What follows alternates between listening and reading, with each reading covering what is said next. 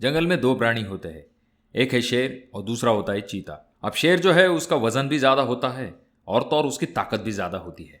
पर अगर हम बात करते हैं चीते की तो उसका वजन भी कम होता है और ताकत भी कम होती है शेर से। पर जब बात आती है तेज दौड़ने की तो आपको पता है सबसे तेज कौन दौड़ सकता है। ठीक कुछ इसी तरह से होता है हमारे डबल एसी ब्लॉक के साथ, क्योंकि दोस्तों इस डबल एसी ब्लॉक में बहुत सारी चीजें जो है वो कम होती है, जैसे कि इसका वजन कम होता है, इसकी कॉम्प्रेसिव स्ट्रेंथ कम होती है, वाटर एब्जॉर्प्शन फैक्टर कम होता है, नंबर ऑफ जॉइंट्स कम होते हैं, ऐसे बहुत सारे फैक्टर्स होते हैं। परंतु ये आपको जो कमियां लग रही है एक्चुअल में यही इसके सबसे मेन एडवांटेज होते हैं। अब ये किस तरह से आज की वीडियो में हम इसी के बारे में जानेंगे। तो इस वीडियो को देखने के बाद आपके दिमाग में डबल एसी ब्लॉक के रिलेटेड कोई भी डाउट्स नहीं रहेंगे। पर इसके लिए आपको सबसे पहले एक चीज करनी है, वो ये कि इस चैनल को सब्सक्राइब कर देना है और वीडियो पसंद आने पर इसे लाइक जरूर करना है। तो क्या इसमें सभी चीजें कम होने की वजह से हम इसका इस्तेमाल नहीं कर सकते या फिर ये ब्लॉक जो है बहुत ज्यादा बेकार है? तो ऐसा बिल्कुल भी नहीं है दोस्तों। जो चीजें इसमें कम है वही इसके सबसे मेन एडवांटेज है। सबसे पहली चीज अगर हम बात करते हैं इसके वेट की, तो इसका वेट सबसे कम है। सबसे मेन एडवांटेज आपको सबसे पहली चीज ये पता चलती है जब भी आप इसे उठाते हैं। हालांकि ये साइज में बड़ा होता है पर इसका वेट बहुत कम होता है। अगर हम बात करते हैं इसके ड्राई डेंसिटी की, तो इसकी ड्राई डेंसिटी होती है 550 से लेके 650 kg पर एम क्यूब, यानी कि ये बहुत ही ज्यादा लाइट वेट होता है अगर हम कंपेरिजन करते हैं फ्लाई ऐश ब्रिक से या फिर रेड ब्रिक से। तो यही इसका सबसे मेन एडवांटेज आ जाता है। और इसका कॉस्ट का एडवांटेज जो आता है वो ओवरऑल सभी चीजें कम होने की वजह से इसका अल्टीमेट कॉस्ट जो है वो कम आता है। तो चलिए वो कौन कौन से फैक्टर, अब जैसा मैंने आपसे कहा कि इसका वजन कम होने की वजह से स्ट्रक्चर के ऊपर बहुत ज्यादा डेड लोड ये नहीं बढ़ने देता, जिस वजह से स्ट्रक्चर के ऊपर लगने वाली स्टील की लागत जो है वो कम हो जाती है। अगेन यहाँ पर भी आपके अच्छे खासे पैसे जो है वो बच जाते हैं। हालांकि बड़ी बिल्डिंग में ये फैक्टर जो है वो जल्दी दिखाई देता है। अगर हम बात करते हैं दोस्तों अगले पॉइंट की, तो इसके साइज जो है वो 3 साइज जो है जनरली इस्तेमाल किए जाते हैं, जो कि होते हैं 4 इंच, 6 इंच और 9 इंच। हाइट और विड्थ जो है वो सेम होती है, यानी कि 8 इंच और 12 इंच। यानी कि एक ब्लॉक जो है फॉर एग्जांपल के लिए 4 inch by 8 inch by 12 inch का एक ब्लॉक होता है। और अगर हम बात करते हैं कॉस्ट की, तो इसका कॉस्ट आ जाता है 60 रुपए से लेके 100 रुपए तक, यानी कि ब्लॉक के साइज वाइज और एरिया वाइज जो है इसके रेट कम या फिर ज्यादा हो सकते हैं। और अगर हम बात करते हैं दोस्तों वाटर एब्जॉर्प्शन फैक्टर की, तो वाटर एब्जॉर्प्शन फैक्टर इस ब्लॉक का 10% से कम होता है। कभी आपने डबल एसी ब्लॉक को अगर पानी में डुबा के देखा होगा, तो बहुत ज्यादा देर तक भी अगर आप उसे पानी में रखते हैं तो ऐसे वक्त में पानी जो है डायरेक्टली उसके कोर के अंदर नहीं पहुंच पाता। भले कि इसमें बहुत छोटे छोटे जो है एयर वॉइड्स होते हैं, फिर भी पानी जो है अंदर तक नहीं पहुंच पाता। ये एक एडवांटेज आ जाता है दोस्तों, जिस वजह से सीलन की समस्या जो है वो जल्दी आपके घर में नहीं हो पाती,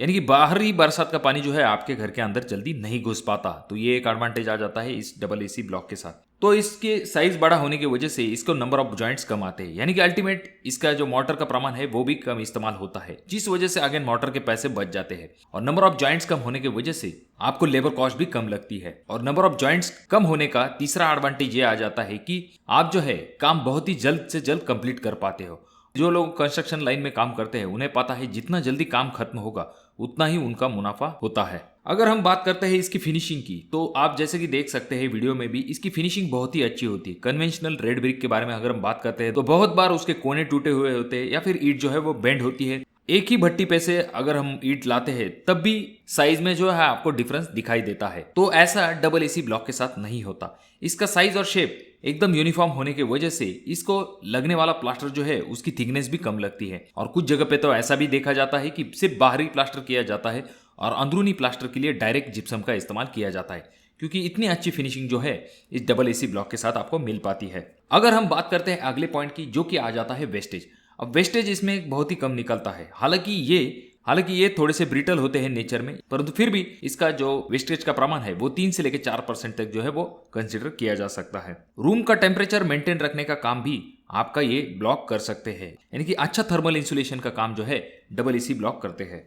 और अगर हम बात करते हैं इसके कॉम्प्रेसिव स्ट्रेंथ की, तो इसकी कॉम्प्रेसिव स्ट्रेंथ जो है फ्लाई ऐश ब्रिक और रेड ब्रिक इनसे कम आती है। वो होती है 30 से लेकर 50 kg पर सेंटीमीटर स्क्वायर। अब यहाँ पर बहुत से लोग कहेंगे कि इसकी स्ट्रेंथ कम होते हुए भी हम कैसे इसका इस्तेमाल कर सकते हैं। दोस्तों जहां पर आपके लोड बेरिंग स्ट्रक्चर आते हैं वहां पर आपको इन ब्लॉक का इस्तेमाल बिल्कुल भी नहीं करना है, क्योंकि वहां पर ज्यादा कॉम्प्रेसिव स्ट्रेंथ की जरूरत होती है। परंतु जहां पर आपका आरसीसी स्ट्रक्चर पहले ही कंप्लीट हो चुका होता है, यानी कि आपके बीम्स, कॉलम्स, स्लैब जो है पहले ही कंप्लीट हो चुके होते हैं, उसके बाद में जाके आप अपने घर की दीवारें बनाते हो, यानी कि वहां पर उतना कॉम्प्रेसिव स्ट्रेंथ की जरूरत नहीं होती। वहां पर आप जो है डबल एसी ब्लॉक का इस्तेमाल कर सकते हो। और तो और ये जो डबल एसी ब्लॉक होते हैं ये मोर फायर रेजिस्टेंट होते हैं compare to red brick. Overall अगर हम देखते हैं तो कॉस्ट का फैक्टर जो है वो जितना ज्यादा काम होता जाएगा उतना डबल एसी ब्लॉक के फेवर में जाएगा, क्योंकि डबल एसी ब्लॉक में कम थिकनेस का प्लास्टर भी चल पाता है। उसके बाद में नंबर ऑफ जॉइंट्स कम होते हैं तो मोटर कम लगता है, लेबर कॉस्ट कम लगता है, ओवरऑल कॉस्ट का फैक्टर जो है वो डबल एसी ब्लॉक के साथ जाता है। इस वजह से आपने देखा होगा कि आपके